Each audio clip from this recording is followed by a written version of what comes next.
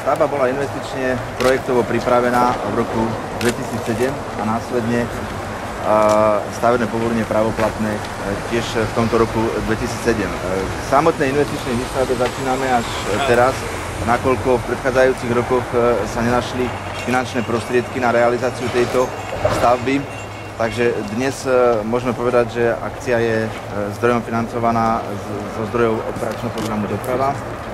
Sme tu pri zahájení veľmi dôležitého stavebného a dopravného diela. Je ním obchvat mesta Čadca, ktoré je dnes aj teraz preťažené naozaj intenzívnou medzinárodnou dopravou. Ľudia, ich majetky, ich zdravie ohrozované a zaťažované tým, čo tranzit cez toto mesto znamená. Kde je cesta, tam je život. To je pravda. Ale aj cesty potrebujú vytvárať predpoklady pre kvalitný život. A preto dostať preč ťažkú dopravu z centra mesta je aj o kvalite života tu v Čadci, na Kysuciach.